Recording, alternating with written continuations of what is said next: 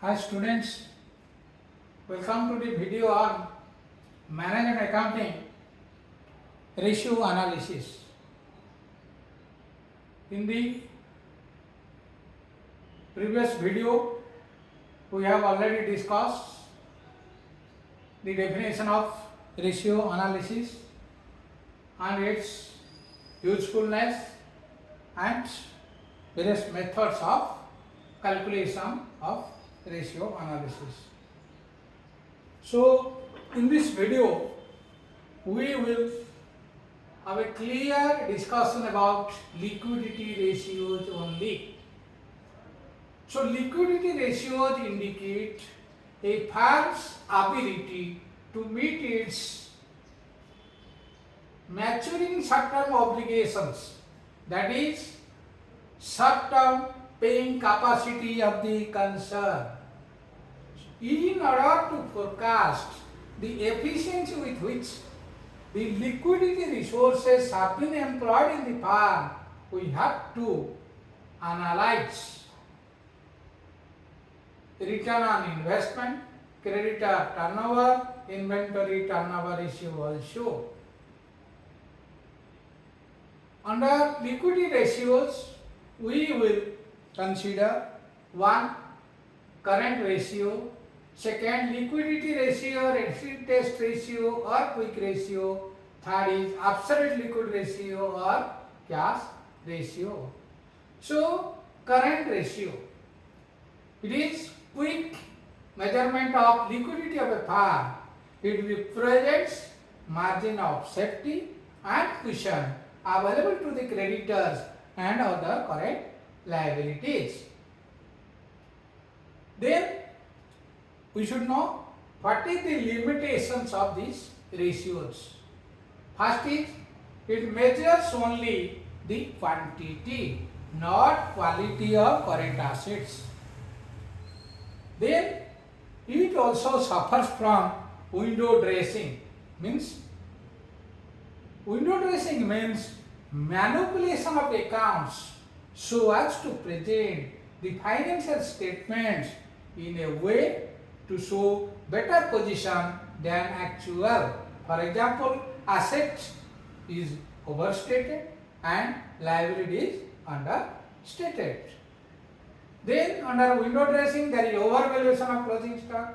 Obsolete worthless stocks are shown inventory at their cost instead of writing them off. Recording advance cash receipt applicable to the next year's sale.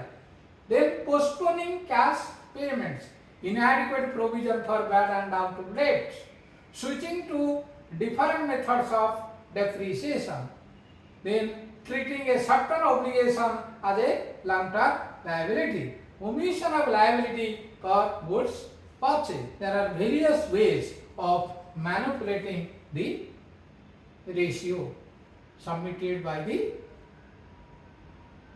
prospective borrowers or existing borrowers.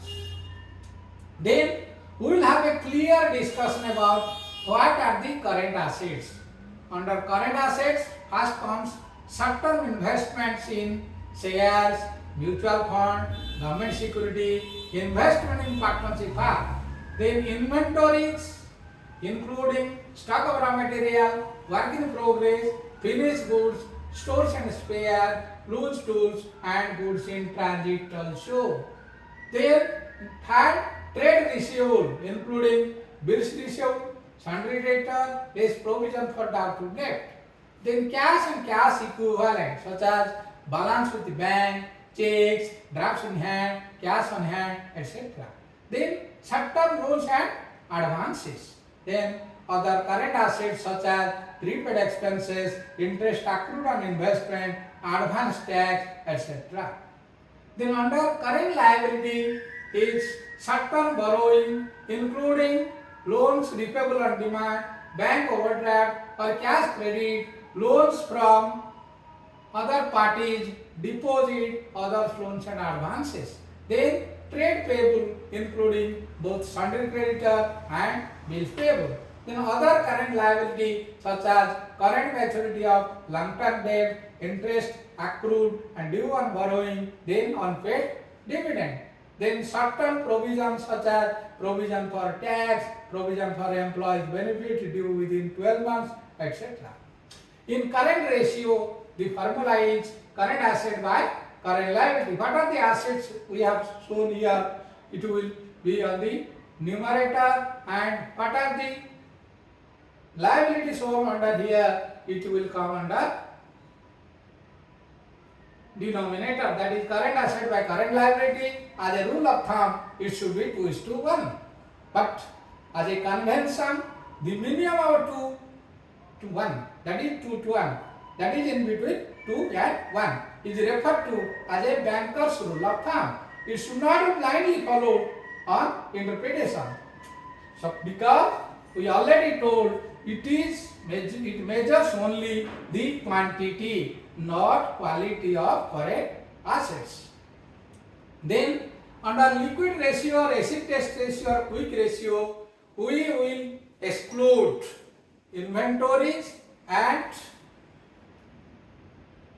prepaid expenses or income received in advance divided by current liability, and the thumb rule that it should be 1:1. In order to get the most liquid asset, we will find out the value of absolute liquid ratio or cash ratio. Under this ratio, we will take into consideration absolute assets. Absolute assets means cash in hand, cash at bank, then short-term investment in share, mutual fund, government security, etc.